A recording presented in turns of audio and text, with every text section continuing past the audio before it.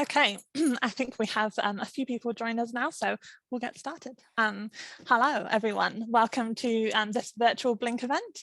My name is Katie Browning, and I am the Events and Marketing Manager here at Blink, and I will be your host for this morning. For many of our regular guests at the Blink events, you might have seen our director Vim hosting, and I'm usually manically hurrying around in the background where I'm much more comfortable, but today Vim wasn't able to join us, so I'm going to lead this wagon, and please forgive me if my presenting skills are not quite up there with his, because he's a professional lecturer, so a high level for me to reach here. So thank you for joining us virtually. As we continue to navigate the changing levels in COVID, we're pleased that we are able to bring you these events, whether it's virtually, in person, or a hybrid. So hopefully moving forward, we are able to welcome you back in our space again soon. Today, we have a really interesting session on an industry that often doesn't receive as much publicity as it should, as the aquatic plant cultivation industry is the world's fastest growing sector. As one of the most efficient and most sustainable forms of protein production on the planet, there's a lot of research about how growing aquatic plants can be considered beneficial for the environment due to its carbon sequestration, and it's financially and ecologically sustainable too. So today, hopefully we can all learn something new about this incredible sector, the potential benefits and future possibilities. Before I introduce our incredible speakers, I'm just going to cover a couple more things and then I'll make some formal introductions. So just change my slide. Okay, so a little bit about Blink. I know that we have a few people in the audience who have heard about this before, so I will keep it short just for the newcomers. We are Blink Innovation, a business unit for Lincoln University. We specialize in the facilitation of innovative ideas, not just in Canterbury, but nationwide. An agricultural innovation hub is what we do, and it's a bit of a threefold thing. So we like to develop and deliver events like this, whether they're in person or virtually, to start conversations on topical issues facing the industry. And we do that to connect people. So from that, we can help to facilitate conversations and encourage people to collaborate. And that's when the magic starts, the innovation. So again, it's where we can facilitate that within a co-working space that we run here and project management abilities that we have. That's us in a nutshell. I promised I wouldn't speak for too long. So hopefully you can just see that the main takeaway about what we're trying to do is that we want to engage with you all. So if you've got ideas on topics or future events, or if you're working on something that you just need to be connected to the right people to work with, or even if you want to base yourself in our co-working space. Okay. So just some quick housekeeping before I hand over to some much more interesting people.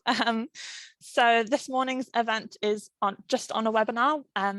We will be recording this session and we will send it out after the event. So you can spend a little bit more time listening rather than just fiercely taking your notes. There will be a Q&A session at the end once all of our speakers are finished. So if you just use the Q&A function at the bottom of your screen, and I will read out the questions and pose them on your behalf. And just as a default, all of our participants are muted and webcams are switched off, just in case you have that little panic.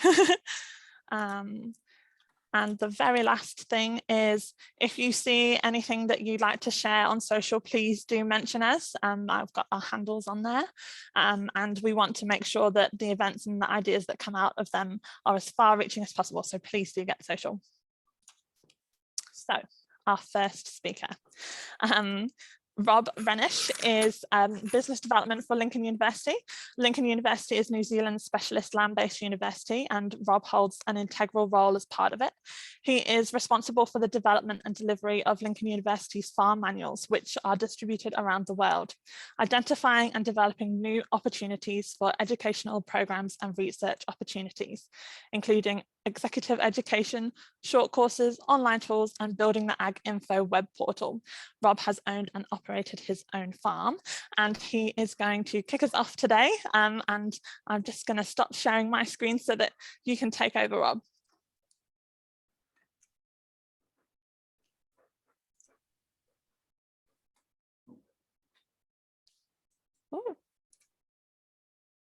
Oh.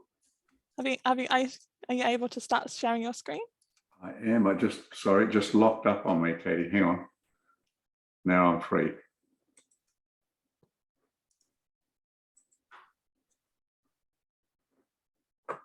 Now, have you got anything up on the screen that yes shows? Yeah, if you just want to launch your presentation, we'll be able to see what you're. Okay.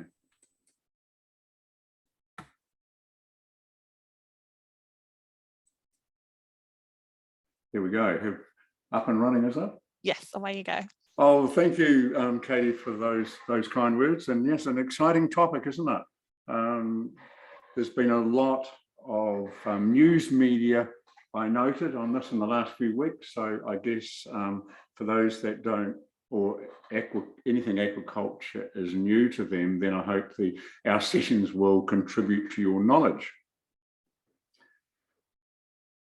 So if we just have an overview for where I sit, anything new in New Zealand always competes for a limited land use. So just to remind us, on our area of about 27 million hectares approximately, we farm a bit over half of those.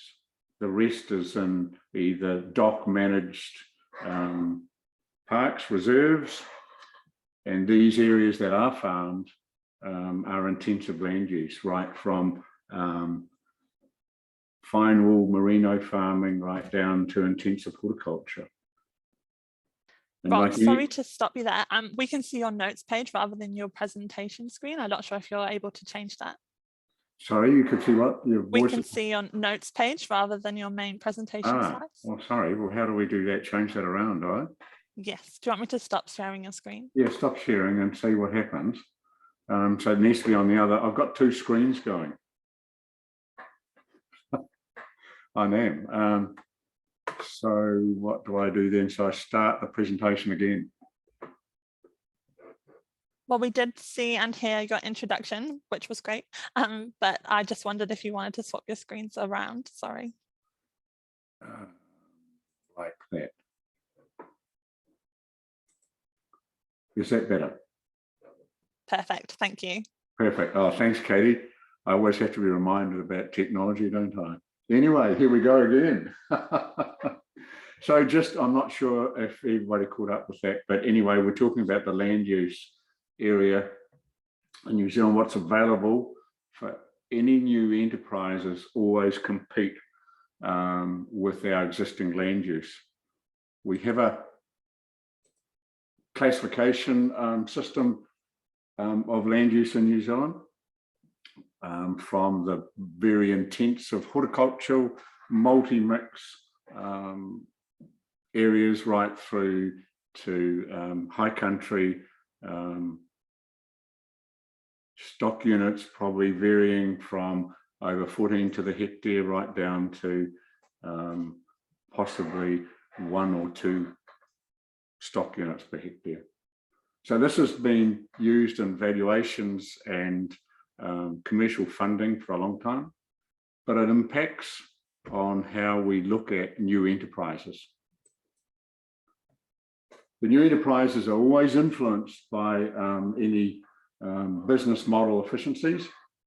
It's quite interesting to note that this model can be transposed across a lot of different businesses. They all talk about how much feed you need to grow, or what is it you need to grow? What is the feed conversion efficiencies? What are the wastages? What are the losses associated with production? That can be right through from wool farming to grain farming through producing milk solids per hectare. So it's quite interesting when we peruse new business opportunities. How do these fit in? Are they scalable? There's so many questions to ask of anything that's on the horizon. So let's have a look at the fish farming in general. Globally, the fish farming has now surpassed wild fishing as the main provider of seafood. It's now well over $230 billion worth globally, and it's had an annualized growth of over 6% for the last 20 years. fish farming has characterized by ponds or cages, usually in coastal environments, but can be on inland ponds. In some areas of the world, there can be inlets that can be turned into quite brackish or freshwater environments. These systems are sort of classic culture systems, are characterized by their open nature. There's no boundary between the farm and wider aquatic environments. There's risks associated with these methods, usually from waste, from what's being fed to the fish, what happens to the excess food, what happens to the drugs that are given to these fish, and also the feces from the fish. So there's a lot of effluents and wastewater that are discharged in these operations. They can be organic waste, they can be excess nutrients, there can be a lot of phosphorus and nitrogen and chemical substances, and some drugs in significant quantities. So there's quite a lot of pollution that goes on in the existing fish farming industries. There's other issues, of course, that they're combating at the moment. It's just probably been well recognised as the increase in water temperatures. And particularly in New Zealand, you might realise that some areas that are under harvest at the moment, the growth rates and even survival of those fish in those farms are severely impeded. The mortality rates and also some of the, because of their own inshore environment, you get a lot of interference from onshore chemical factories.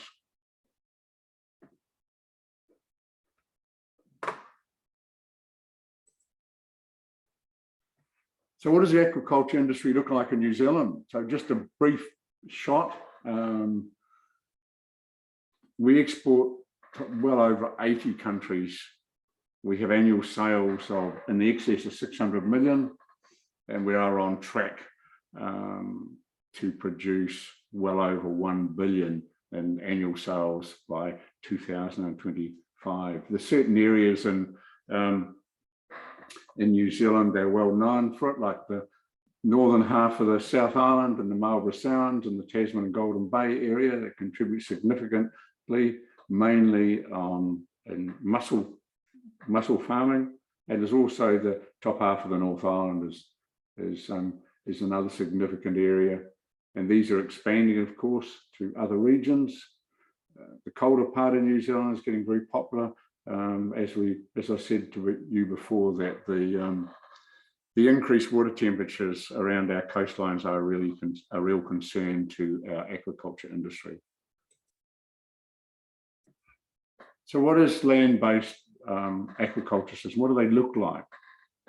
For those that are completely foreign to them, they can be basically located anywhere, given a few constraints, but it's not restricted by the requirements of the farm species, as the temperature and water quality can be controlled. But so many of these systems are mechanized. These farms typically can use probably 3 to 5 times the energy needed for cage farming.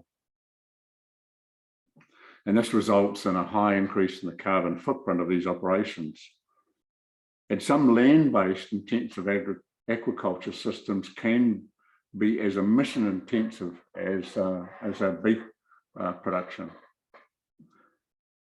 But these emissions can be mitigated by using renewable energy resources.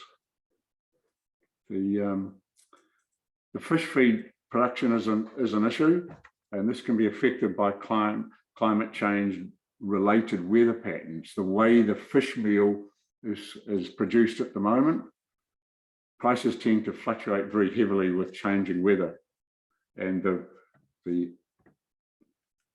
lot of the companies in New Zealand import their fish feed from the Northern Hemisphere and a few from Australia at the moment. So the impact of exchange rates at the moment, coupled with supply chain issues is impacting heavily on their profitability. The cost of this feed has just gone through the roof. So feed innovation does present an exciting opportunity as new products could be used beyond the farm seafood sector. And hey, these could be adopted by pet and consumer food markets.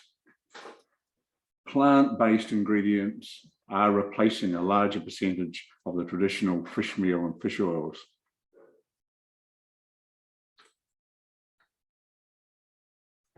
So what does the future farming innovations look like? There's a lot of jargon in the fishing industry or aquaculture industry at the moment, which I'm going to introduce you to.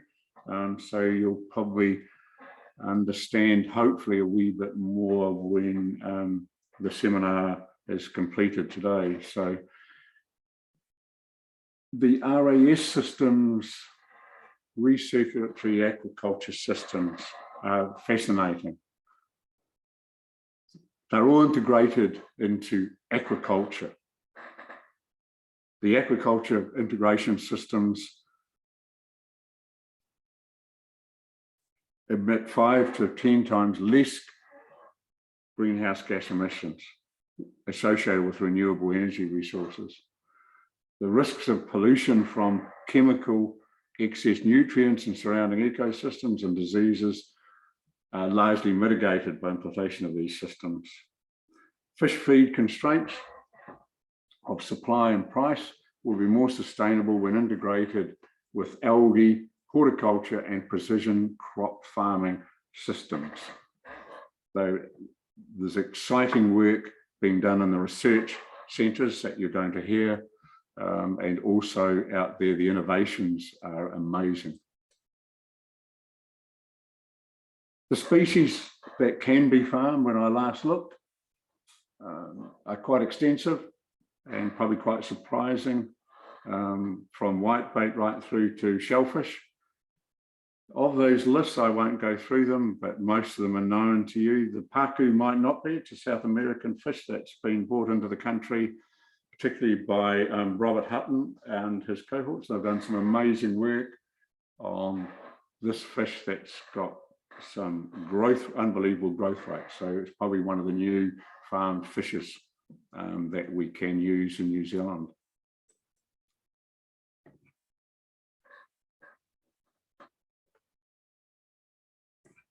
The RAS systems, they are characterized by using the water many times.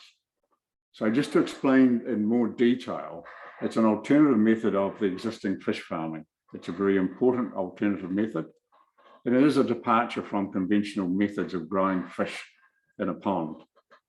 So basically, the recirculating aquaculture systems, or RAS, rears the fish at high densities in indoor tanks, giving farms a higher degree of control over different environmental variables such as water pH, temperature, nutrient density. These are all relative.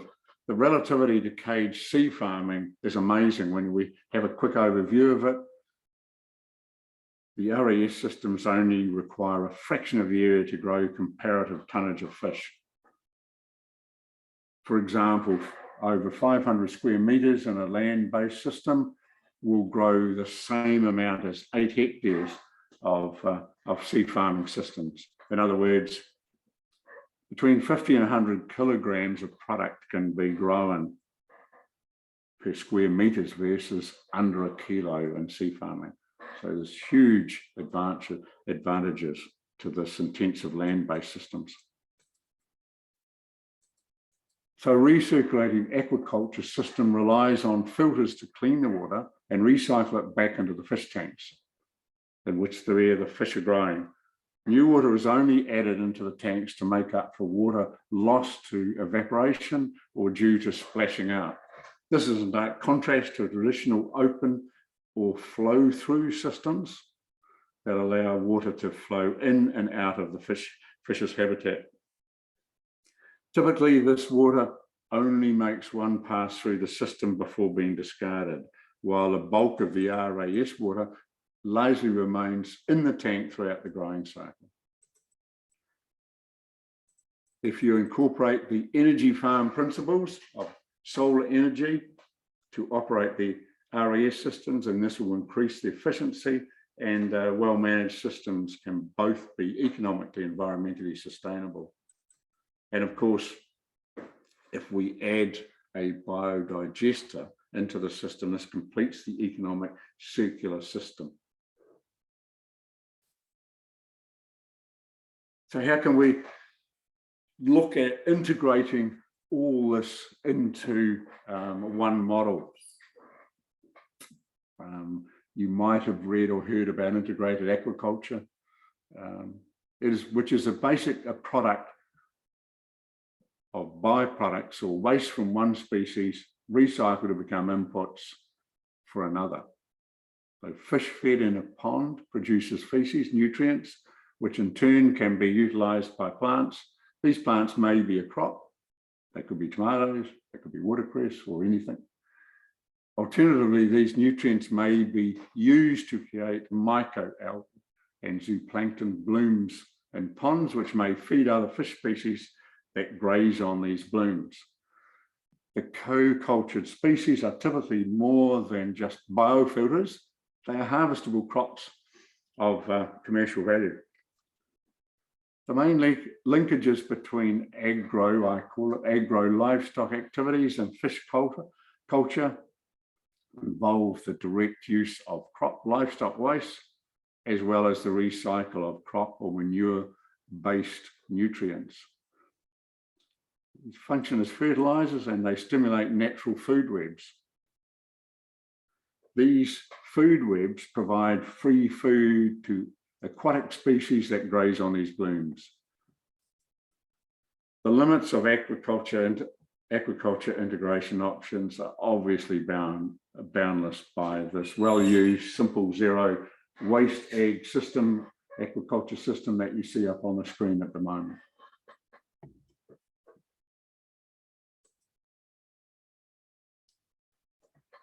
Scalability, the question always arises with any new venture is that, what's an economic size?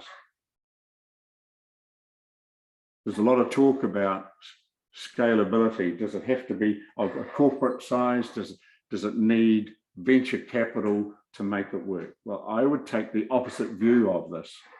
I would say that this is a system that I think is very applicable into our modern primary industry. If we remember that New Zealand's base primary industries systems are family-based and they're not large corporate-based. They own the family farm or family business and horticulture right through to merino farming is under threat at the moment for intergenerational business succession. This could be one add-on. It doesn't require, in my view, another separate land. It could be adopted in present enterprises, particularly in intensive irrigated areas. Look at some of the dairy farming issues in terms of what they're doing with their waste product. This could fit perfectly into some of their business profiles. It is scalable. You can enter into the market of land-based aquaculture in a very small way. You could have one tank of say 600 to 1,000 litres for a cost of $5,000, $6,000. But then you can have multiples of 10,000 litre tanks into a corporate farm. One of the ideas that is growing any new venture like this takes a while to develop it. You've got to grow with the knowledge. Is the knowledge out there to help you understand this new investment in other established markets? So it's quite an exciting time. This model can be grown rather than, hey, I'm going to need 2 or 3 investors to help me go into this new enterprise. So it's got a lot of exciting options associated with it. Like any new venture, there's always funding issues. Looking at what the banks in New Zealand and the primary industries are doing at the moment, they last year hit the headlines in terms of their green banking products, like their sustainability linked loans, which can be quite exciting for the primary industries. So there is great work done there's great coordination done in the primary sector with the banking industry at the moment. And the sustainability linked loans bring a new financial incentive to producers who are willing to make environmental commitments.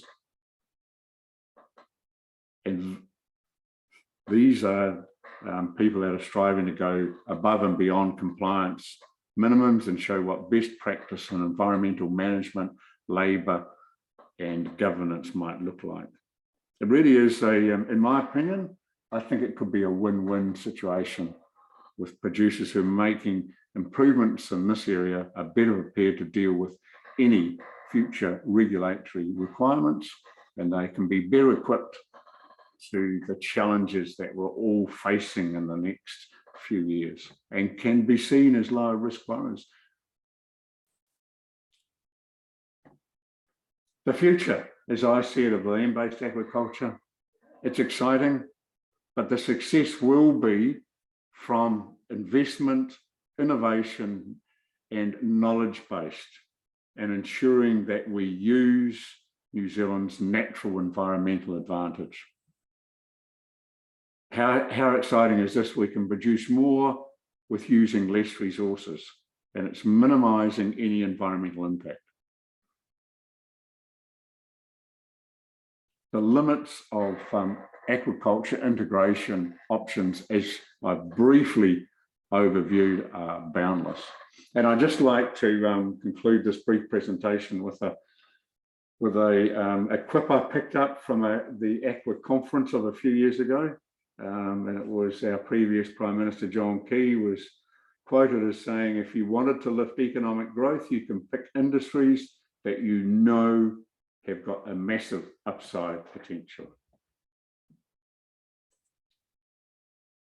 Thank you, Katie.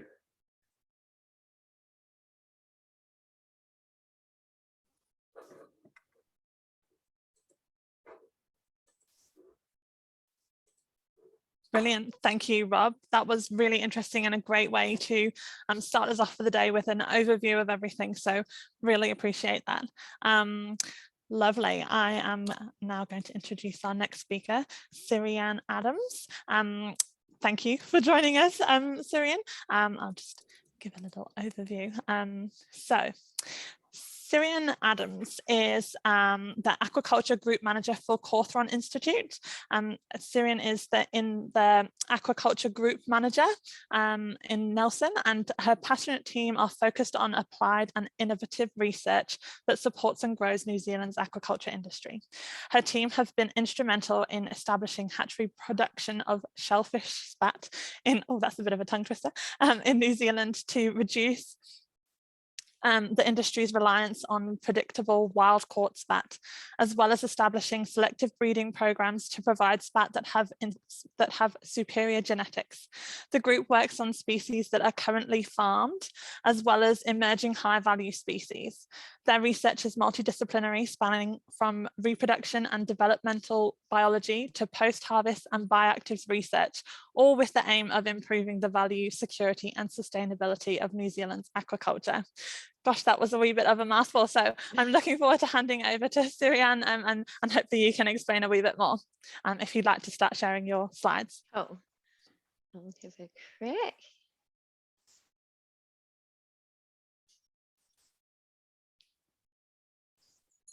How's that looking for you, Katie? Brilliant. Thank you. Awesome. Yeah, thank you, Katie, for the introduction. I guess for those of you that don't know Cawthron, we're located in the top of the south of New Zealand. We in Nelson. We have just celebrated our 100-year anniversary. We are an independent research organisation that was set up with a bequest, And our kind of purpose is to do research that benefits the region and the nation. And over the last 30 years or so, that's led us into the aquaculture space, but we do a lot of work in the freshwater space. And so we work alongside farmers quite often in that space. I'm going to start by apologising because some of my slides do overlap a bit with Rob's, but I hope maybe you get the same message twice in a different way, and so that's helpful. The other thing I wanted to say was that some of those systems that Rob talked about and some of those pond systems are very familiar to us. So we've got about 8 different recirculating aquaculture systems that we use for our research. We do work on integrated multi-trophic aquaculture, and we grow pond algae as well as what we call gourmet algae, which is single species algae, to feed to our shellfish spat and larvae, as well as doing research on the products of it. And shellfish spat, for those of you who aren't in the industry, are just baby shellfish once they've settled, and they before that they're a little larvae swimming around in the ocean. So I'll get started on my actual presentation. So thank you to the organisers and Katie for inviting me here to speak today. I've titled the presentation "New Zealand's Farming Future is Aquaculture, One of the Ways Forwards," because when we think about the future, we often think of it as a singular point, but actually we can imagine multiple futures, some that are more likely than others. And I think New Zealand's primary sector has a history of being innovative, and aquaculture in New Zealand is no different. And I believe it can and will play a significant role in New Zealand's future. So like much of our land-based farming, it's an industry that supports regional economies and employment. And like terrestrial farming and other industries, we're looking at a time of disruption and change and trying to understand what impact some of the emerging or rapidly appearing megatrends may have on the sector, and indeed how some of these trends can best be utilised or captured to support our aquaculture ambitions. So what are these megatrends? Digital disruption. We're seeing the rise of agritech, for example, in the terrestrial farming sector, and following closely behind that, we have aquatech, much harder in the ocean where you've got a lot more corrosive environment and got to stop things from getting wet, and our farms are often quite remote from where the people that operate them live.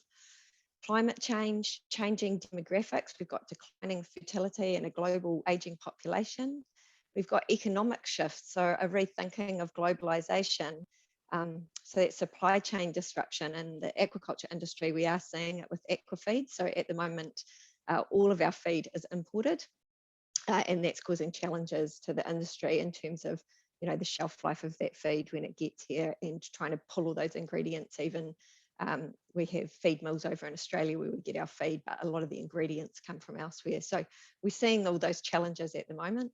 Labour shortages, we've got our lowest unemployment rate for a long time, but we've also got this exodus of employees and the loss of institutional knowledge. And then we've got these civil inequality movements happening, and you can see one in Wellington happening right now. So all of these things may in some way influence how and what we farm in New Zealand. So the changing consumer preferences, the changing export markets that we have, the labour shortages, and then the robustness and resilience of our farm stocks to warming and to disease, which Rob alluded to with changing water temperatures. So why aquaculture, and why is aquaculture a good fit for New Zealand? As Rob said, as a source of protein, it has a light touch in comparison to other forms of protein production. This was a LCA analysis that was done last year for the industry, and you can see on this graphic that oysters and mussels sit around the same level of eggs and tofu when it comes to their carbon footprint. So this analysis hasn't been done yet for algae protein production, but a recent study suggested that for protein derived from seaweed, and this was done for the emerging Norwegian industry, the number would be somewhere between 0.2 and 3.2, depending on how that industry develops and the amount of processing involved. So yeah, as Katie said, seafood production from aquaculture has been increasing exponentially over the last 30 years or so, while the wild fishery has remained quite flat. aquaculture production has risen to the point where it now overtakes the wild fishery as a source of food. So how does this picture look in New Zealand currently? So it's quite different. You can see that dark blue line there is the wild fishery, and that still dominates production here, but we can see it's leveled off for the past few years. And I guess perhaps that dominance of the wild fishery in New Zealand is in part because we manage our aquatic resources well. And perhaps it's because we have such a large marine estate. It's more than 15 times our land area. But perhaps it's also because we haven't fully realised the potential of aquaculture in this country yet. So globally, in terms of aquaculture, we represent a whopping 0.1% of the pie. So there's plenty of opportunity to grow this. And hopefully that light blue line that we saw on the previous slide is just creeping up in the beginning of an exponential curve for New Zealand. As Rob said, our industry is currently worth $600 million, and we've got these 3 key species that we're farming at the moment. So green shell mussels are endemic to New Zealand. King salmon, they're only farmed here, and there's a very small industry in Canada. So of the global salmon farming industry, king salmon is about 0.4%. And then we have Pacific oysters, and they're not a native species, they're introduced. But we produce some of the best, I'd say, in the world, and they represent only a small proportion of the New Zealand industry currently, both by value and by weight. But today I was asked to talk to you about microalgae and aquatic plants. And I wanted you to provide you with that global and New Zealand context to think about where we might head. So the questions I was asked were, what are the current opportunities and what's being done overseas? Are there any technologies that we have that could potentially transform the future of pasture and grazing management? And how can they relieve the stress on our natural resources? And where's the future going of aquaculture in New Zealand? So these are the questions I kind of want to address through the rest of my presentation. Just want to start this part though by saying, what are we talking about when we say aquatic plants or microalgae or seaweed or cyanobacteria or phytoplankton for that matter? So algae are organisms that are aquatic and they're able to photosynthesize. They're not true plants. And by that, I mean, they don't have a vascular system with roots and leaves like a terrestrial plant, even the seaweeds. They're actually a really, really diverse group that have all been put together. They have completely different life cycles, some of them very, very complex ways of reproducing, and the size range, as you can see there, can vary enormously. Some are free floating, but others like to attach to something. And some use only sunlight to grow, and others can get their energy from elsewhere. And so there may be as many as 500,000 or more species of phytoplankton growing in our oceans and waterways. And around our New Zealand coastline, we have over 900 different species of seaweed growing. So why the excitement in this space? Well, algae produce a range of different compounds. And from that, we can potentially produce a range of different products. So the scale of production operations is going to vary for these different products. And in some instances, it might be that a binary biorefinery approach is taken, where you produce a number of different products from the same algae biomass and extract them and sell them. Globally, the aquaculture of aquatic plants is around a third of global aquaculture, and it's worth over $14 billion US. It's been growing really quickly at around 7% a year for the last 2 decades or so. But the vast majority of it at the moment is produced in China and Indonesia, about 87%. So we have to be a bit smarter when we think about, competing with those kinds of labour markets. In New Zealand, we don't have a lot of algae farmers at the moment, and I'm delighted that we're going to hear from Benoit next and hear his experiences. This is a picture here of Mick Norton of Tory Channel Natural Kelp. He's one of the few marine farmers who deliberately farms seaweed. That seaweed in the picture there is Macrocystis pyrifera, the bladder kelp, and he makes a liquid biostimulant plant food from that. Another seaweed that we're seeing a lot of on marine farms in New Zealand is Undaria. This is an invasive seaweed that marine farmers aren't deliberately farming, but it can show up prolifically, like you see in the picture, at certain times of year. And some companies are making use of this crop and turning it into biostimulants and other products. But for this audience, I was thinking about what does land-based farming look like for algae? And as I say, you are going to hear from Benoit, but these are raceway tanks that are part of Aquaculture's freshwater algae bioremediation pilot plant in Te Puke. And for these, if you think back to that diagram of different products to make and scale, I guess what I didn't put on that diagram was clean water. So here, the target product is actually clean water, and the algae biomass can then be turned into products like biostimulants, but that's secondary. So when we think about the concept from a biorefinery sort of cascade, clean water is at the top of that biorefinery cascade, and it's providing freedom to operate or to increase biomass elsewhere, like the industry or the animals that you see depicted in the diagram. Here's another example from Australia where algae has enabled aquaculture to develop and grow right on the doorstep of the Great Barrier Reef. This is a prawn farm, and water from the prawns gets pumped through to the macroalgae ponds, which strip nitrogen and phosphorus from the wastewater before it gets discharged. That ensures that the water quality is the same or better when it leaves the farm, so it doesn't negatively impact on the reef.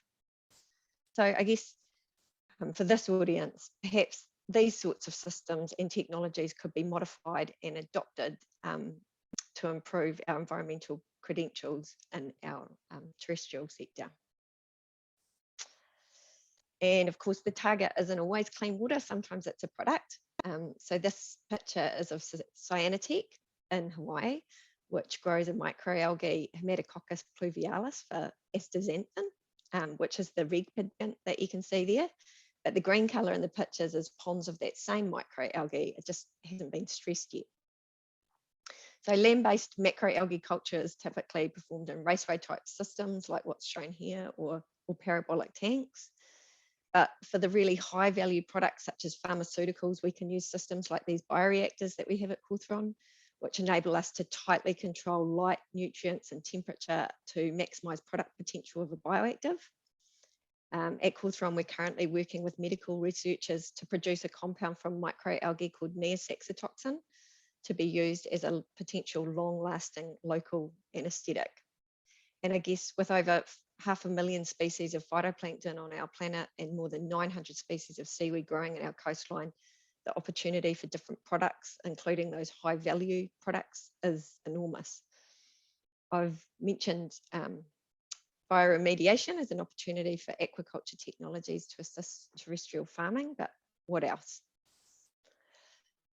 Many of you may have heard or read recent reports about the red seaweed Asparagopsis. Asparagopsis has been shown to reduce the methane emissions from livestock by up to 98% when fed as a feed supplement at very low doses, as little as 0.2% of feed organic matter. The main active compound is bromoform, but these seaweeds also contain other related compounds that are likely to play a role. Also, I should say that other seaweeds also contain bromoform, and more than 20 have been found to have methane mitigation effects in vitro. But by far the most effective and demonstrated in animal studies is Asparagopsis. These seaweeds are thought to work by inhibiting the normal production pathway for methane within methanogens, which are the methane-producing bacteria found in the rumen of livestock. And in stum studies, there have been demonstrated weight gain benefits also. So there's two different species in this genus, Asparagopsis taxiformis, which is the tropical species, and Asparagopsis armata, which is more temperate, and it's found right throughout New Zealand waters. Both species have these complex life cycles, and you can see two of them more visible life stages here. That one that looks like a bit of a pom-pom on the left, and the one down in the right corner, which is a plant. So to my knowledge, there haven't been any pasture-fed livestock trials published or longer-term trials with this seaweed supplement. but they have been shown to have the most methane inhibition of any product so far. So there's quite a bit of buzz around them at the moment. There's a couple of challenges with progressing the research at the moment that we're involved with. One is being able to produce sufficient quantities of the seaweed that is of known product quality or got a known amount of bioactive in it. The other is around stabilising and processing the seaweed following harvest and before delivery to maximise those bioactives.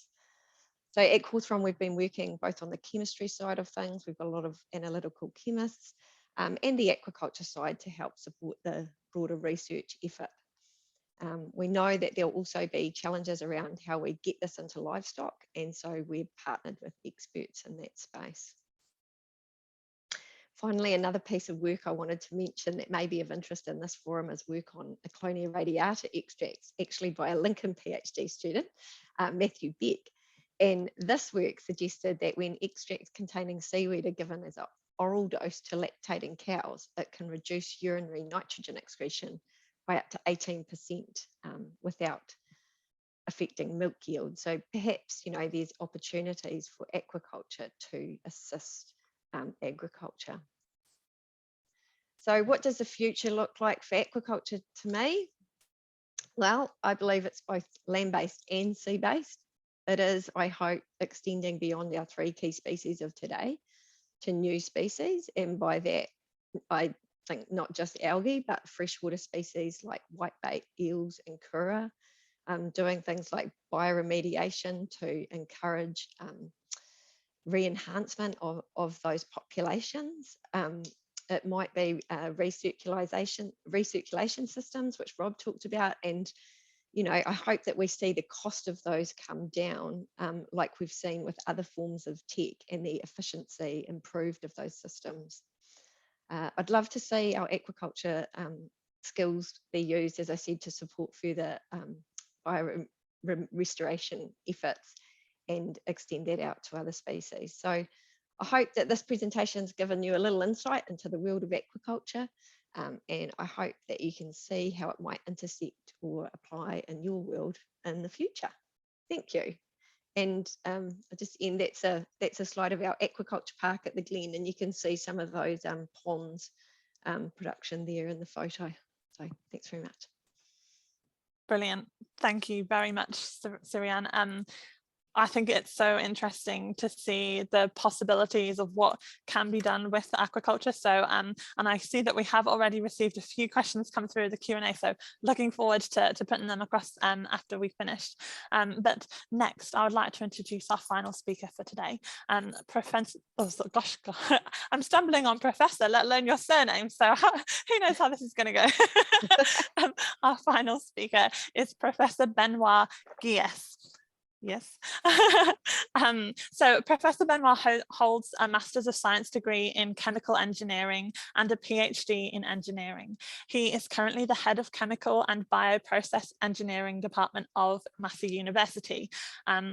Dr. Benoit's research focuses on the development, modelling and impact assessment of environmental biotechnologies, with special emphasis on algae-based bioprocesses, and he has contributed to the publication of more than 80 peer-reviewed articles that have been cited more than 6,000 times. Wow. In his spare time, he founded New Zealand Algae Innovations Limited, the only commercial spirulina farm in New Zealand, trading under Tahi Spirulina. Really excited to hear from you, Benoit, so feel free to start sharing your screen. Okay. Thank you very much. And hopefully it will work. So you let me know if you see the right, you see the full screen on the... Yes, yeah? we do. Thank you very much. Kia ora, everyone, and really thank you for having me here.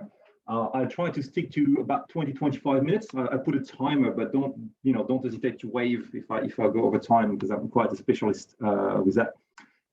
So thanks for your introduction and this opportunity. It's really cool also to come right after Rob and Sirian, because I think there's a really good link of what I'm going to talk about.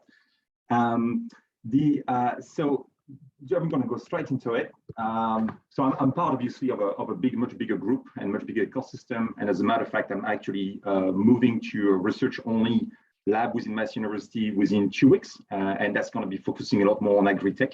So really relevant again to this discussion today. So I look forward to that as well. I have divided my presentation in 3 main topics. The first one is to give a bit of an overview on microalgae biotechnology from my perspective, coming into it as a chemical engineer, especially as a wastewater engineer, and slowly moving toward the food technology towards the end of my career, and some of the learnings or some of the things to look for.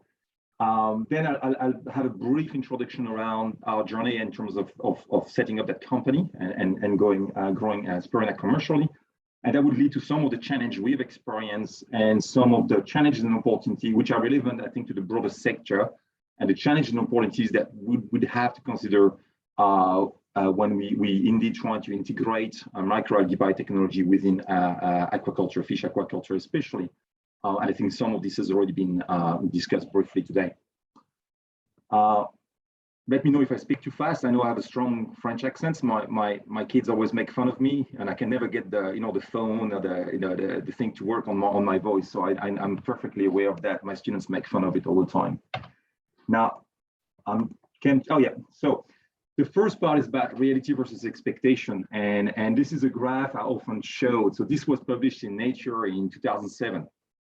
It's a bit of a critical year because that's really when the whole the third wave of research into algae biotechnology started, and that was triggered, of course, by very high oil price. You may remember, and the publication of these kind of graphs where you see productivity of algae biofuels being shown as being several-fold higher than any other alternative, which also with better environmental credentials and so on. That was a bit the time that triggered my interest in that field. But before I get there, I also want to show that I thought I may have missed a slide. No, sorry, I just want to make sure I didn't miss a slide. So that graph I was showing with that assumptions that algae productivity is extremely high, and because of this high productivity, you have very good environmental credential and very good economic credentials, is deep rooted in the field, in the research field. Recently, I looked at just the number of reviews on algae biotechnology. It's a crazy field in terms of research. There's hundreds of groups now working on this all over the world. And just not even looking at normal papers, I'm just looking at reviews. And there's been 600 reviews published in the last 5 years or 4 years with microalgae in the title. That's only reviews, right? And just scanning on some of these reviews, you can see again that this very deeply rooted assumptions of very high productivity, 10 to 50 times the fixation rates of terrestrial plants, making it potential to mitigate global warming. Now, that's a deep-rooted assumptions. Again, as demonstrated, we're nowhere near that.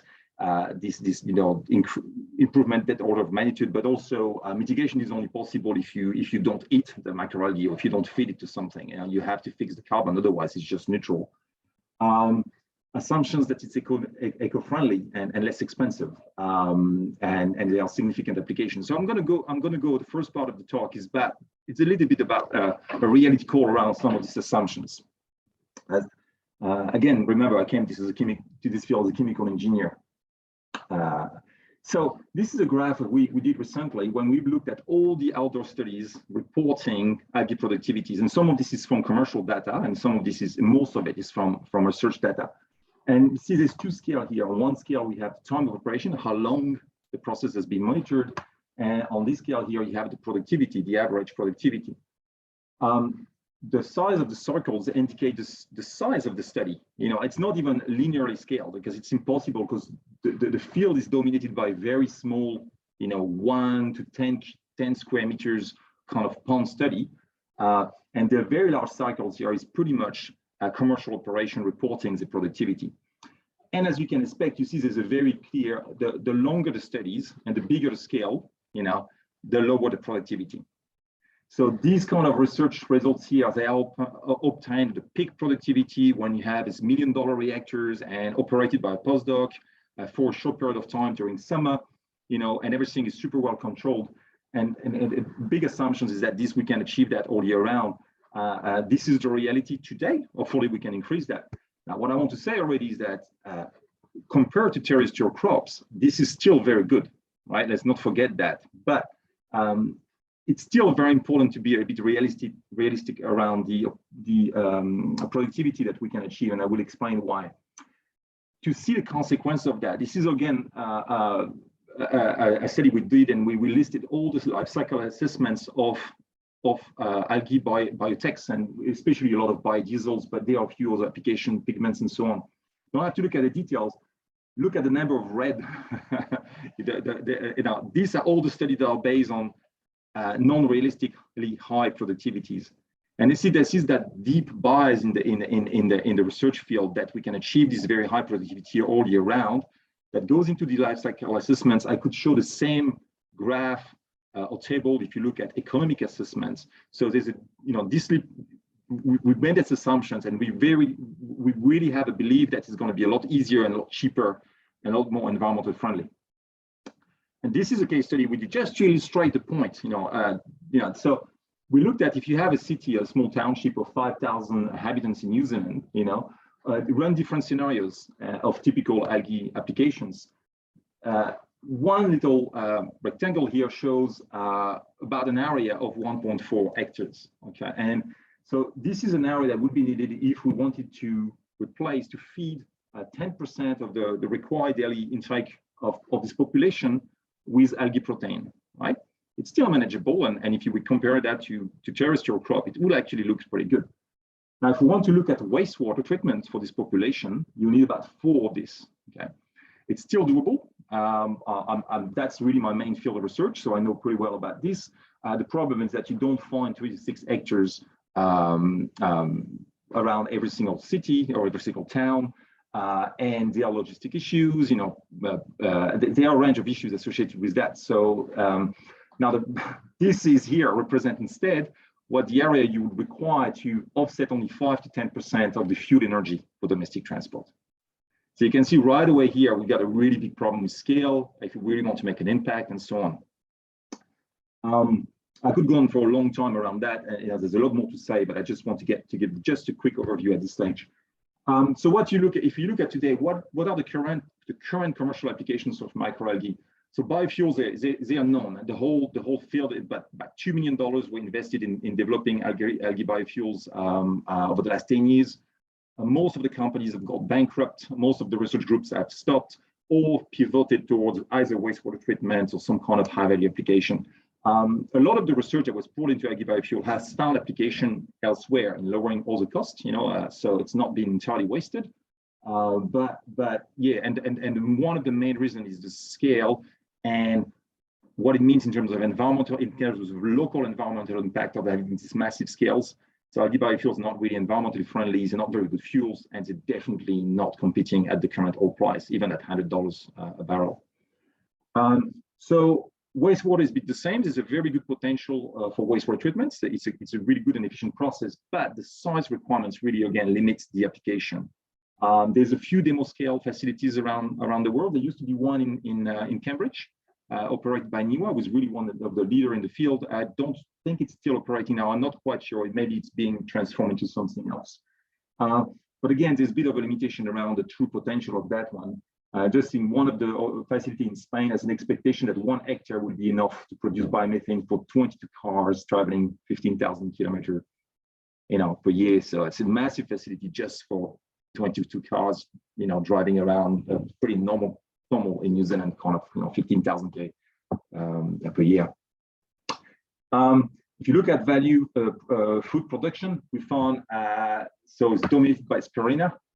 And the scale is up to 1,000 hectares, large farms in China. There's a few large scale facility in the US as well, in Australia, and so on. So it's dominated by 4 species at the moment in terms of microalgae, the small microscopic one. As a matter of fact, spirulina is not an algae technically, it's a bacteria, but it doesn't really matter. The scale is very limited, and there's still some limitations.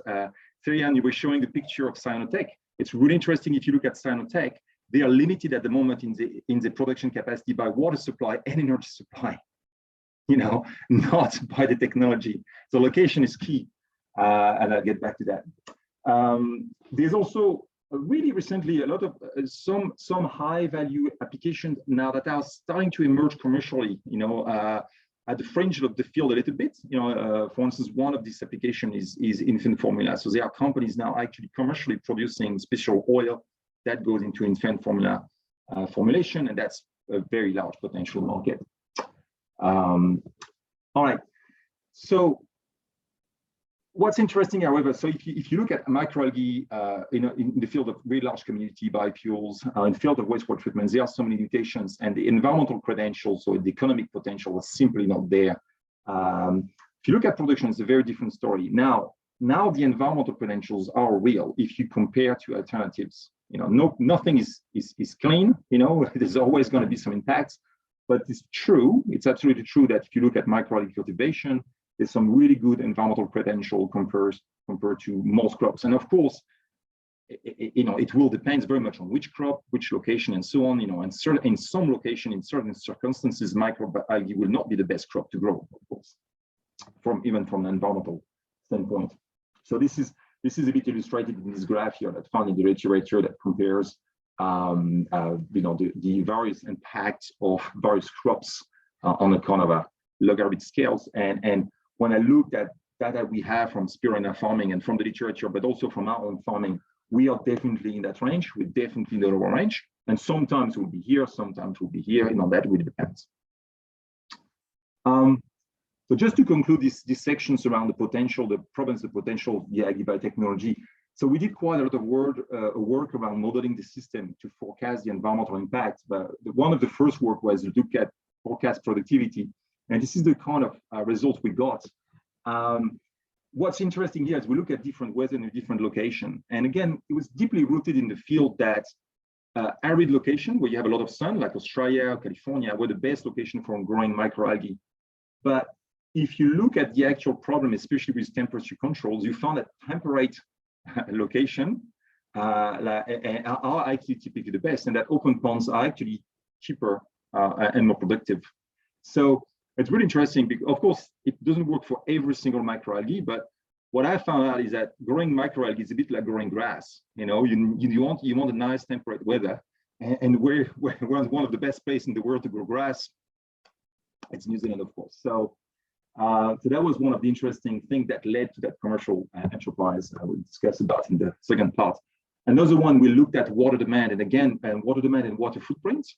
And again, it was very interesting to see that temperate, and in this case, tropical location, because of the natural supply of water, of fresh water, were the best location in terms of water footprint. There's still a water footprint, a fresh water footprint, okay, and that also means that it's still, from an environmental point of view, would be still better to use marine species. That's clearly the case. Sorry, someone's trying to call me. I hope that doesn't disrupt the presentation. But again, so a temperate weather with plenty of freshwater resource, if you were going to grow a freshwater microalgae species, is definitely where you want to go. Temperate, tropical. You definitely don't want to go arid. You will get a lot of local impact, which are going to reduce, constantly limit the scale.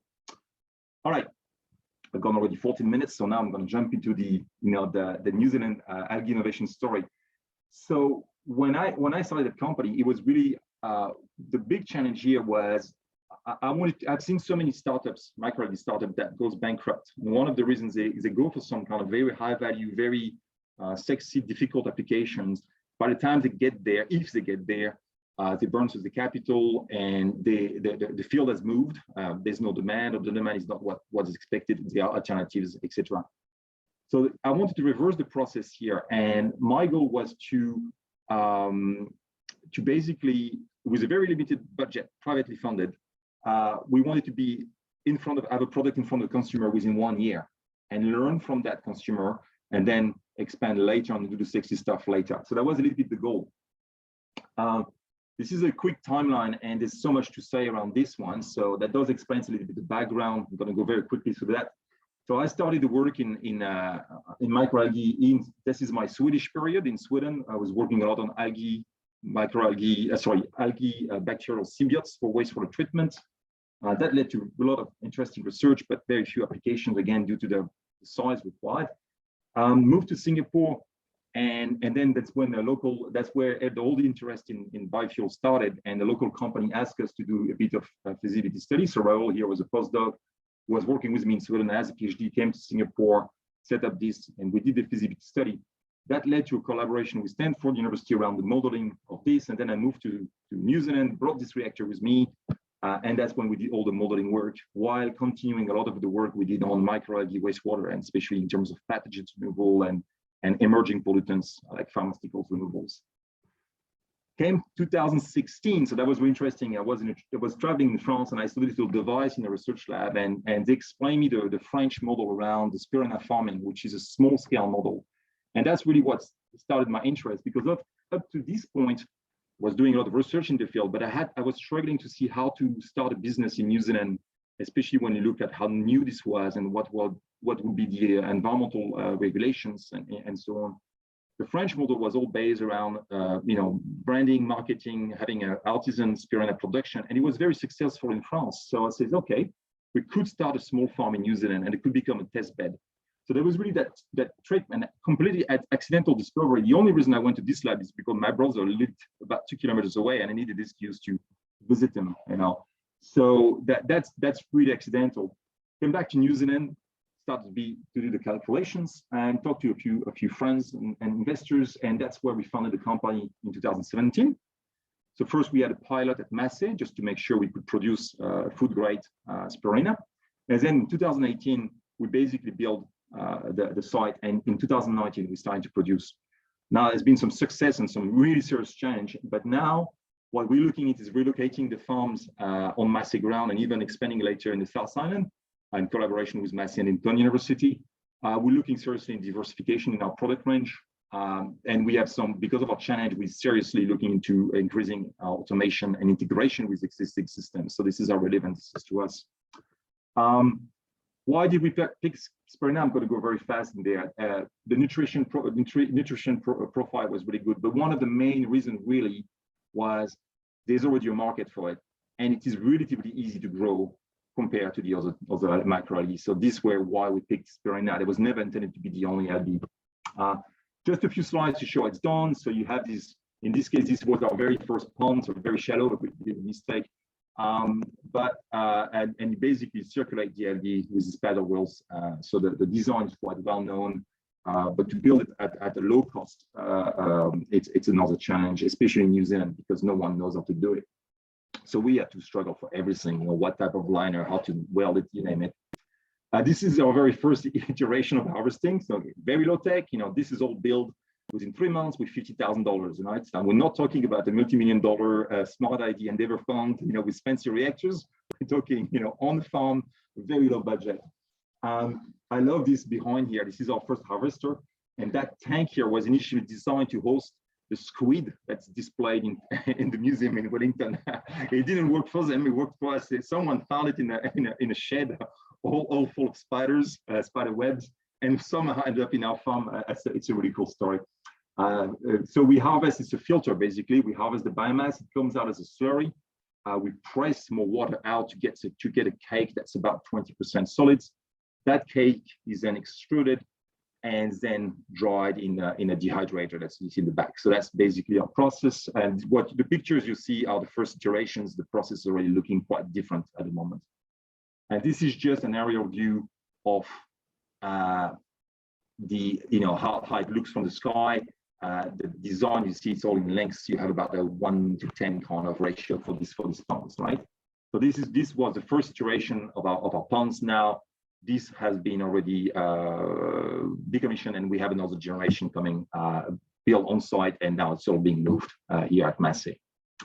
Now what a challenge and opportunity. And I took that picture on purpose because, of course, one of the biggest challenge for us as spirulina farm is the nutrition, the taste profile, the sensory profile of spirulina, and that's a challenge for spirulina to become a broadly used product, and that really is challenging for us in terms of scale and profitability. So we're working on that, but there are also challenges. So I've listed here a number of issues which are very relevant to us in our Spirina business, but also some of the issues are not so relevant to us, but they are relevant in all the context. And of course, not all these issues will be relevant to everyone.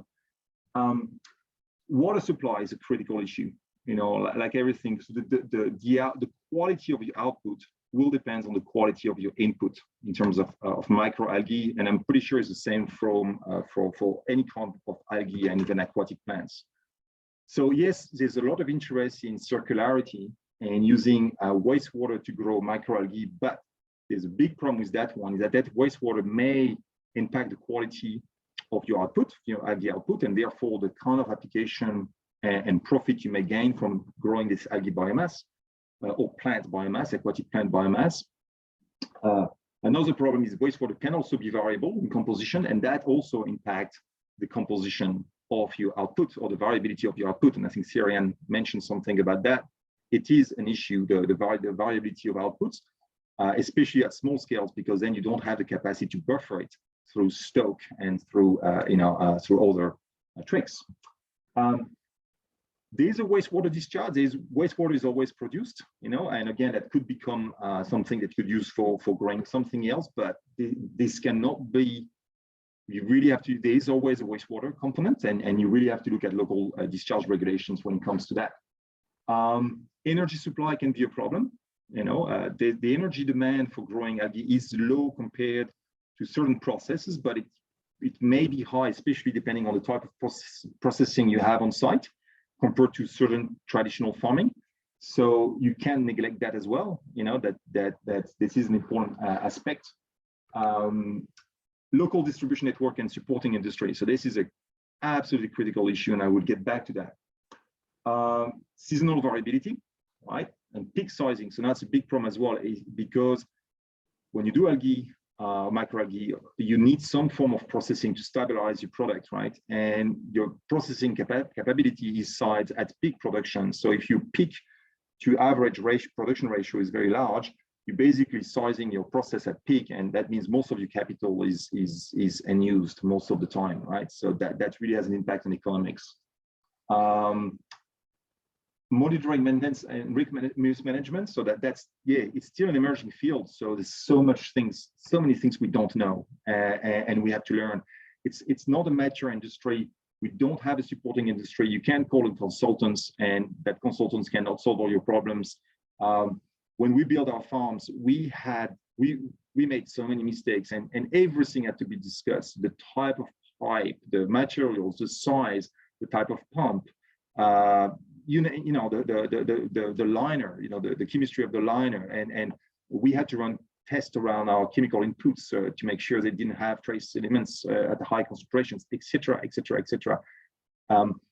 There's only very few companies operating commercially. They must have struggled so much that they keep all this knowledge within themselves. I would do exactly the same, so I'm not complaining about that, but it is really difficult if you compare to a traditional farming system where that knowledge now is, you know, you can buy that knowledge, you know, and we don't have that.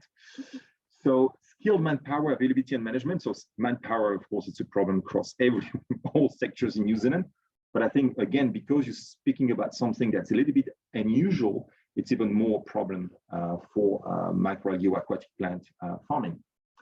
There are a few biological risks that cannot be neglected as well. And again, it's new, so you have to speak with regulators. You have to invent the regulations and the protocols for monitoring as you go. So regulation as well. We operate under Fishery Act. So when you grow a microorganism and operate under the Fishery Act, it's actually quite a challenge. Now, MPI is fully aware of that and extremely supportive, but it is a bit of a problem. But we also have regulations around packaging and labeling and so on that perhaps are not the best for in this particular case. Now, what's really important, and I'm going to soon finish, is that all these challenges really, really critically impacted by scale. I think as Rob explained. So I drew that a little bit, just that you know, don't quote me on that. It was like a 5-minute job. I was trying to find a graphical representation of how scale impact all of that. So here you see that this is our scale. So you start at a very small scale, like we have at the moment a few hundred square meters. It's a small artisan farm, a hobby farm, even, you know. So your output is quite small. Typically, your costs are dominated by labor, you know, so your costs your operational costs here are very high. Your local environmental footprint is very small, so quite easy to operate in that regard, but a lot of manpower. Typically, that means that your production costs are very high, and therefore you're limited by selling as a branded product, generally locally, because of the scale, right? So it works, you can do this, but you're kind of limited in how you can expand and exactly what you can do. You limit yourself as well into the kind of branded high value market, right? At the other extreme, you have a bit more the traditional process, the like of Sinotech or the Australian farms that do their own processing. They have very large scale, so they can automate the processes, they can lower the production cost, and now produce a bit more as a commodity, so they don't necessarily have to create their own brand and market themselves. And by lowering operational costs, they're able to do that. Now, the problem you have is when you have this large centralized system is that you have typically large local environmental footprints. So you run into another type of issue. And then, of course, you could have a hybrid system, you know, corporation system, range of farm producing to a central processing facilities and so on. So all this remains to be explored in New Zealand and even elsewhere. I'm not aware of any corporation type, co-op type model in the field, for instance. That's also where you could find your integration opportunities with, for instance, fish farming. So that's a little bit, I think, where the opportunities at the moment. So what do we need? Very last slide. I'm 27 minutes now in the presentation, and that's from my experience. And honestly, I'm totally happy to disagree and to hear opposite view about that. It's my personal experience, which is not at all representative of everything. I think willingness to support small producers and reduce financial risk is still very limited. Our experience has been that when you start to speak about algae biotechnology, you're often seen as a biotech. And so people in mind have this large centralized system that's heavy, that requires a high amount of capital, but that will ultimately have a high return on investment pretty quickly. And that's very difficult to implement in reality because we're not certain about the scale of the market. So that's a bit of a problem. There's a lot of interest from small producers, but when I interact often with, especially all the researchers in the field, there are not that many mechanisms in New Zealand to foster interest and investment in small businesses. And I think that's a specific problem from this industry because it's emerging, and there's a lot of uncertainty around the market and the how to access the market. So that's also changed. It requires a bit of a change in mindset. At the moment, the farming or the agri-food sector is often divided as producer, processor, and then the company that markets and sell the food, right, the brands. Again, this is the field where I think things are a bit more blurry, and sometimes you can't just, it's not mature enough to have this clear distinction. And that's a bit difficult when you engage with investors or other stakeholders in the field. Again, my personal experience. So therefore, we need also willingness to explore synergies and different business models. Right?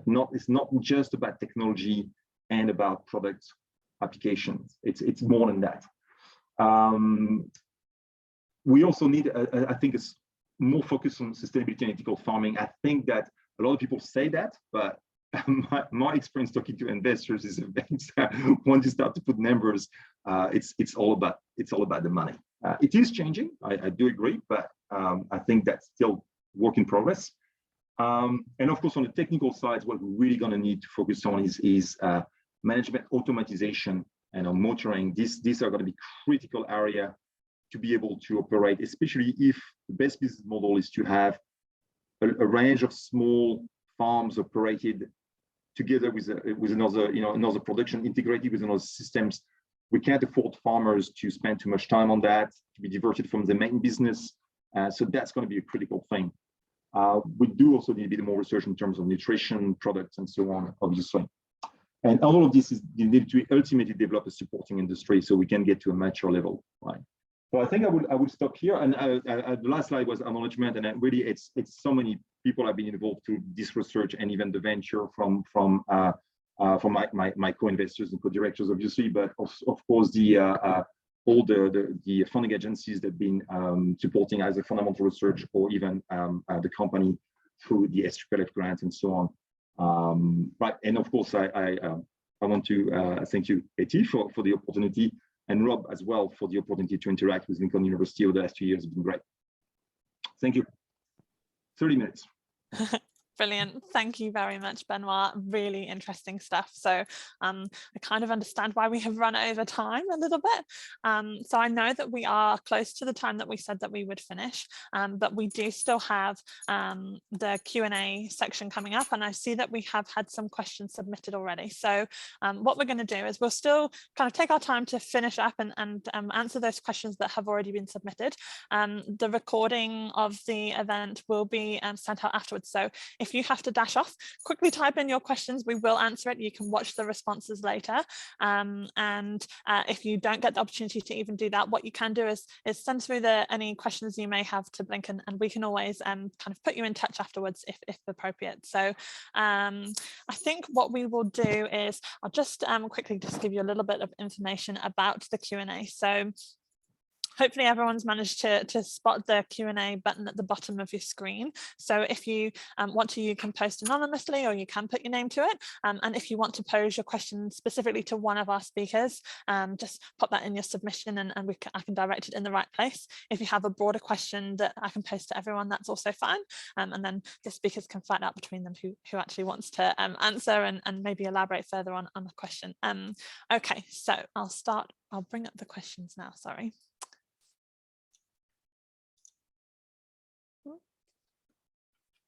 Doesn't want to start for me.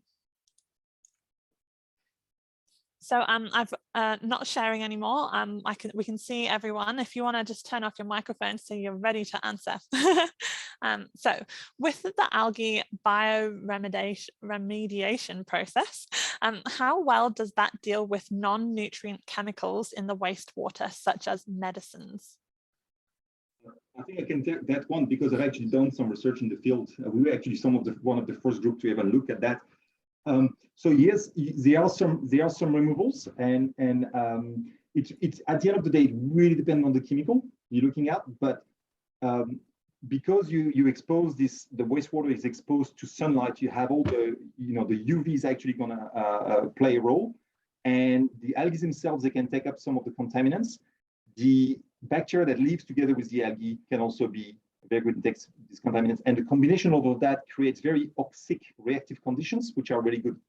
Now, there are two issues to look at. Of course, it doesn't work with every contaminant. It tends to work with the soluble one, which are also biodegradable and more prone to UV attack. The insoluble one may sorbed to your biomass, so you may remove them from the water, but then you have them on the biomass. So that's a strong limitation to biomass reuse for a high-value application. So that's really something to look for. Yeah. Awesome. Thank you very much. The next question is, with high bromide being also an intake inhibitor, why have we had limited cross-sector cooperation in New Zealand?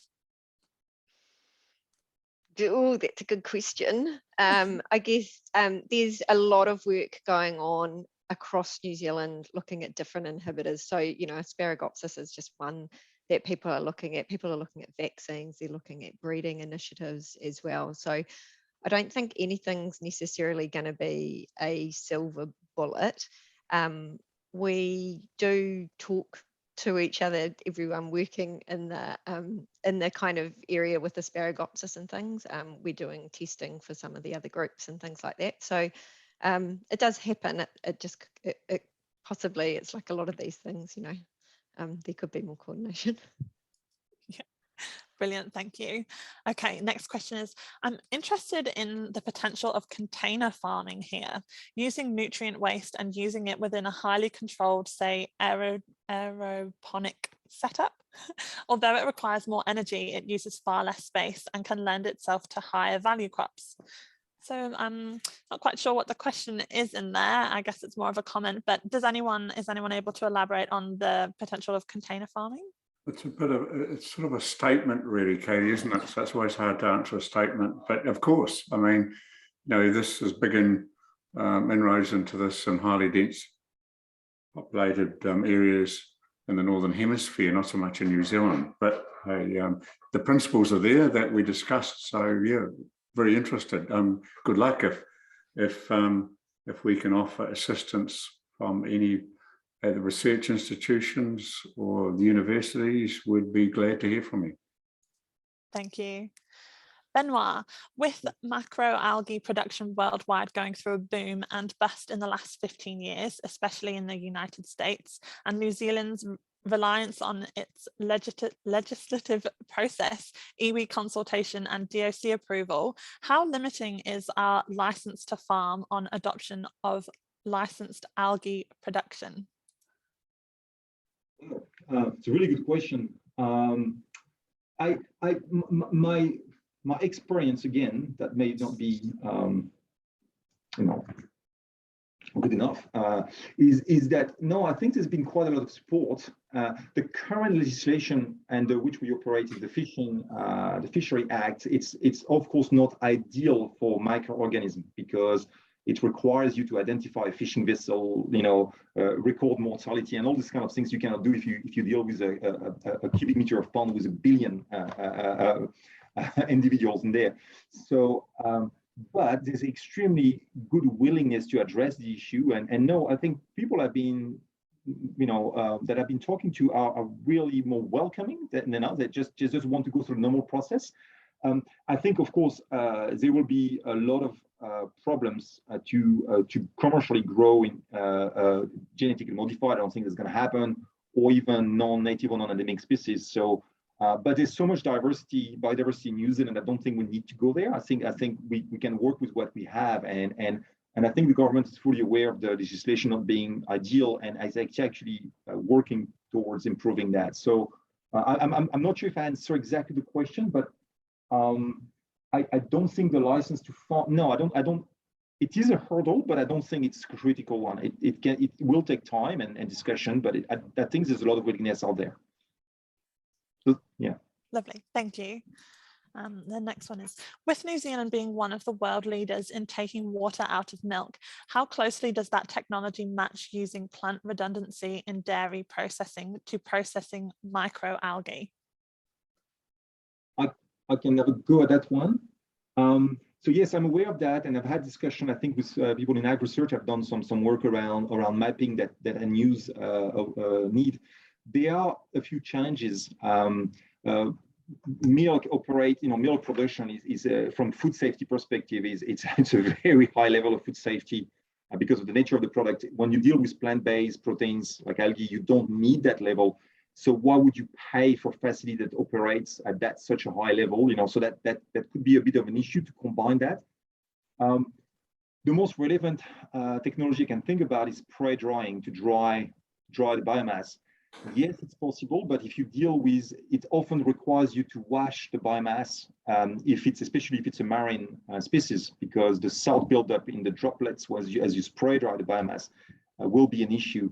In fact, that's how Sinotech does it in the US. They do have to wash the biomass, and that's a fresh water demand, because then you end up with a saline. So I'm going to be very like a politician on that one. I'm going to say, I can't provide a clear answer. There may be a potential, but I think another issue is the difference in scale. I mean, you're talking about the dairy industry. Even the small end-use capacity in the dairy industry is massive compared to anything we do in microalgae today. So I think that could be, again, one of the big issues. Yeah. Great, thank you. Just a couple more questions left. So the next one is, how much land-based aquaculture is already occurring in New Zealand, or is it mostly research-based? I can answer that one if you want. It's very little. It's mostly research-based. So there's a couple of land-based power farms, one in Ruakaka and one's just started up in Bluff. There's some initiatives around whitebait. And then we have on our park, we have hatcheries that are producing spat. So as I said, the baby shellfish going out onto the marine farms. So it's tightly linked with the marine farms. We've also got the salmon industry producing all their smolt to go onto out into their sea farms. So it's kind of the land-based aquaculture that is happening at the moment is mainly supporting the sea-based aquaculture that we do. And we have canals as well, sorry. So whether you call that land-based or not, but yeah, the canals are, there's salmon farming in the canals. Lovely, thank you. And this last one we have in here, but I mean, I guess we do have some more time if anyone did want to pose some more questions. This last one is for you, Sirian. Looking forward, which seaweed are you personally most excited about for commercial opportunities in Aotearoa, and why? Well, look, we've been working on a couple of key projects at Cawthron. I guess the Asparagopsis, which I mentioned, is one of them, but we've also been doing a lot of work on the Coringo species, which are taonga species to Māori and produce really high amounts of protein. So that's one that I think has potential. It's got challenges as well, for sure, but and I wouldn't call it a species. There's a whole bunch of seaweeds that are called Coringo. So those two in particular exciting, and there's a clonia, people looking into a clonia up north. I think you know, it might be that we start with producing these existing products like biostimulants or algae food products and things like that, and then we look to get ourselves into these higher value categories at some point and leverage off that. So yeah, there's hope. Fantastic, thank you. We've had another question come through. So with flow through hatcheries for salmon farming being limited by nitrate levels, what are the immediate changes needed to expanding demands of smolt in the salmon industry? Well, look, I think it's public that there's an investment going on in Southland around RAS production, so using those RAS systems that Rob was talking about to increase our smolt supply. So at the moment there's applications in for exposed open ocean farming, which will take our production tonnage up significantly, and in order to fill those farms we're going to need more smolt production. And the industry is looking at recirculating aquaculture systems, which means you can have much better control of your water and your discharge to enable that. Lovely. Okay, well, that is all of the questions that we've had submitted at the moment. As I mentioned, because I know that we have run over time, perhaps if anybody does have any other questions that we haven't been able to ask today, we could, you can submit them to us, and we can pose them on your behalf, and we can get in touch with you. I'd just like to finish up by once again thanking our amazing speakers this morning. I really appreciate your time, and really enjoyed hearing what the interesting things that you had to say. So really appreciate that. I'm just going to finish really quickly. So it's a shameless plug for some more upcoming events that we have at Blink. So if you are able to join us, our next event is virtual as well. It's Unlocking the Potential of Maori Land. So we have Holden from Manaki Whenua Landcare Research, and we're hearing about the issues that we face in developing future land use. Again, it's a free virtual event, this one. So we hope you can join us. Tickets are available on our website. And then the next innovation series one that we have is Regenerating the Meat Industry. So that's on the 24th of March. It's kind of helping us to understand what regenerative meat really means and how this producer-led movement could mean that farmers, animals, consumers, and the environment all benefit from farming practices. So that's the next innovation series event. We do have one more in March. These are our activator sessions, really worthwhile. They are basically one-on-one appointments with a business growth advisor, Jason McRae from the Canterbury Employers Chamber of Commerce. So entrepreneurs, businesses at all stages and sizes can talk through their business and get focused feedback in a 45-minute appointment. So please do have a look and register yourself a slot for that one if you're interested. If you head over to the Blink website, you can have a look at the rest of the events we have scheduled for this year. We regularly update it with events and projects that we have coming up, and you can also sign up to our monthly newsletter, so we'll promote what we have coming up and also other events in the ecosystem. Just finally, there's two other events that we are partnering on this year. We are delighted to be a part of the the 2022 Food, Fibre and Agritech Supernode Challenge. That's powered by Christchurch NZ, KiwiNet, Ag Research and the Canterbury Mayoral Forum. So this Supernode Challenge aims to create and foster transformative innovation in the food, fibre and agritech sector, with the total prize pool for winners of $70,000. So if you have an idea, applications are open now and they close on the 20th of March. And the very last one, thank you for bearing with us, the eTupu 2022 BOMA Agri Summit. It's a 2-day event designed for people from across the food and fibre sector. eTupu tackles major questions around how we can be more innovative, collaborative, sustainable and profitable now and into the future. So early bird tickets are on sale now, both virtually and in-person tickets are available. So that's everything from me. Thank you again for joining us today. We really hope that you enjoyed it, and thank you again to our speakers for taking part. We will be sending out an email which contains the link for this recorded session, and if there is anything else that you'd like to see from Blink, you've got a chance to provide some feedback there. If there is anything that we can help you moving forward in the future, we'd love to hear from you. Okay, thank you very much, everyone.